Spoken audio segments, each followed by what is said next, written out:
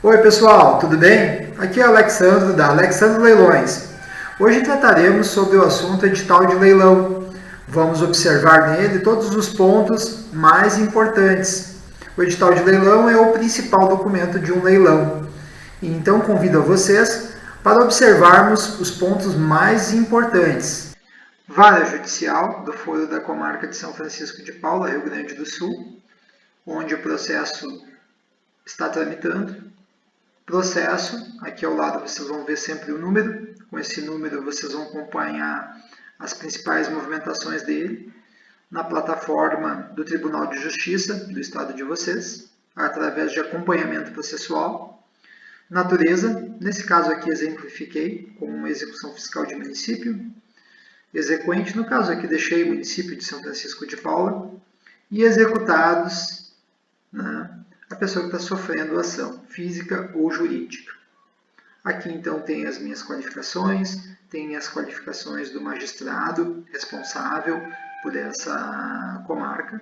Né? A gente está falando aqui de um leilão civil, certo? Aqui então, tornando o leilão público, né? Modalidade online, acontecendo pelo site alexandroleilões.com.br. Falando aqui também sobre o cadastramento, tem que ser 24 horas no mínimo antes do leilão. Aqui todas as leis, né, que acompanham este leilão, citando todas elas. Aqui falando sobre a regra, né, de disputa online, que ela acontece aí sempre que houver um lance, né, antes do fechamento do leilão, 90 segundos antes. Vai ser acrescido mais um tempo de 90 segundos a esse tempo de leilão, para dar chance para outra pessoa fazer o contralance. E sempre que essa outra pessoa efetuar um contralance, ganhará mais 90 segundos, e assim sucessivamente, até acabarem os lances, então o sistema ele vai fechar para o último lance válido. Temos a informação aqui que em primeiro leilão a gente só vai poder vender o bem pelo valor de avaliação. Né? Essa avaliação quem faz é sempre o oficial de justiça, normalmente, ou um perito. No segundo leilão, pela melhor oferta. Nesse caso aqui em São Francisco de Paula, a gente já tem estipulado que aqui tem que ser 60%. O mínimo é 60%. Em leilões da Justiça do Trabalho, praxe é 50%. Muitas vezes, conforme o caso, se aceita até 40%. Mas a gente está falando aqui especificamente em 60%. Aqui a gente também tem informação do parcelamento. Né? Quem quiser fazer uma proposta de parcelamento de um bem, pode fazê-la. Né? Tem que respeitar o que consta aqui no edital. Por exemplo, aqui para fazer uma proposta de parcelamento, você tem que dar 25% do lance à vista, né? Dessa proposta, né? E o restante até em 30 meses, corrigidas pelo IGPM com juros de 1%. Né? O bem vai ficar hipotecado, né? O bem imóvel, e então essa proposta é importante que ela sempre deverá ser entregue antes do leilão. A pessoa quer fazer uma proposta com um valor de avaliação ou maior, pode fazer, tem que entregar ela antes de acontecer o leilão, pode ser por e-mail. A pessoa quer fazer uma proposta com um valor inferior ao da avaliação, dentro do, né, não sendo inferior também ao preço vil, pode fazer, entrega ela antes do segundo leilão. Então são algumas regras que a gente tem que observar muito bem aqui sempre. Pessoal, sempre que vocês forem também fazer uma arrematação e vocês derem o último lance lá, por exemplo, tem um bem que eu dei um lance de 10 mil reais.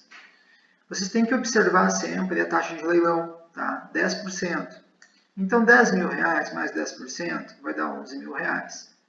Então sempre tenham isso em mente. Nunca é especificamente só o lance de vocês. E também existem outras despesas que eu vou estar falando aqui agora para vocês. Outra coisa importante, esse bem ele só vai ser entregue para vocês depois da expedição da carta de arrematação. Então, normalmente, Justiça do Trabalho, a gente está falando em 2 a 3 meses. Justiça Civil, normalmente 5 meses. Pode ser um pouquinho mais? Pode. Pode ser um pouquinho menos? Pode. Mas a gente tem que ter em mente isso.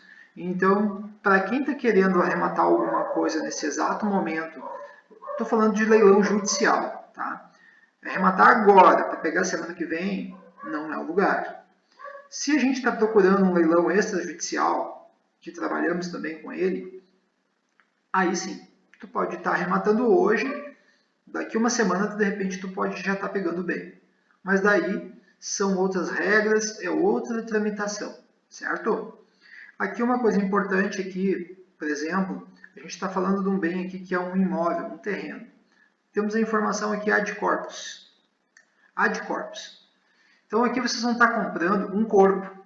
Esse terreno, ele é um corpo, um todo. Então, embora tenha aqui a especificação que é um terreno de 715 metros quadrados, tendo uma testada de 17 metros, com a rua tal, fundo com mais 17 metros, né? Embora tenham essas medidas, vocês estão comprando um corpo. Então, pode vocês chegarem antes do leilão ou depois do leilão, melhor é que seja antes, e constatarem que não tem 715 metros, que tem 600 metros, né? Porque o vizinho do lado talvez tenha tomado um pouco, enfim. Vocês estão comprando um corpo, então vocês estão comprando aquele corpo que tem 600 metros. Quanto a isso, vocês não vão conseguir manter aqui uma discussão. Vocês vão estar comprando um corpo, então tem que verificar. Vocês estariam comprando uma metragem e teriam direito a uma discussão, enfim, se aqui tivesse escrito ad mesurium, que é a metragem, certo? Aí então tranquilo, vocês estariam comprando aquela metragem, poderiam exigir uma metragem. Então aqui falar de mais despesas, né? Sempre que compra um imóvel, então tem as despesas de TBI, né? E as despesas de transcrição por conta do arrematante, né? Matrícula atualizada, a gente sempre pega uma matrícula atualizada depois que acontece ali a arrematação, até para ver todas as movimentações até o momento e tomar as providências cabíveis ali, para juntar a documentação. Publicação de editais e anúncios, né? Isso também é um valor que o arrematante paga, né? Então, os bens serão entregues ou estarão livres para a transferência após a expedição da carta de arrematação ou venda direta. Aqui também a gente fala sobre a localização exata do imóvel, né? Todo mundo pergunta, mas onde é que é o imóvel, né? Onde fica? Muitas vezes a gente tem um localizador no site do Google Maps que a gente coloca mais ou menos ali, baseado nos mapas, onde é que ele ficaria. Às vezes fica fácil porque tem vizinhos dos lados, localiza, mas muitas vezes é um terreno que ele não está cercado e ele está no meio de outros. Então a pessoa tem que ir, tem que ir lá, tem que medir. Conselho que eu dou para vocês, sempre que puderem, né, olhem o bem. Tem que ir lá ver. É um terreno? Eu vou lá ver. De repente tem água dentro, tem muita árvore, tem muita coisa. É um carro, ele tem esse detalhe, ele não tem. Tem que ver o bem, pessoal. Porque depois não tem como a gente estar voltando tudo isso num processo mais adiante, certo? Então, olhem sempre o bem. Então, e sempre vai estar valendo o que está descrito no edital, essa descrição aqui. Depois não dá para dizer, mas aqui na localização estava um pouquinho mais para cá, um pouquinho mais para lá. Não, sempre vai valer a descrição do imóvel do edital.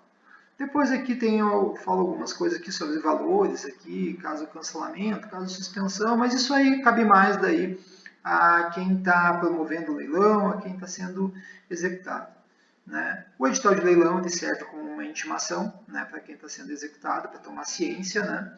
Então ele é muito importante por isso, é por isso que se faz também publicações em jornais, né? E outros meios de veiculação aí. A gente sempre trabalha bastante com veiculação aqui. Depois temos aqui as informações, né, do e-mail, telefone, site. Aqui então vamos falar do imóvel. Aqui vai ter a descrição do imóvel. Geralmente essa descrição de imóvel é a descrição que vocês vão ver na certidão de matrícula do imóvel, certo? Que é um terreno com área de 715 metros quadrados, lote, quadra, setor,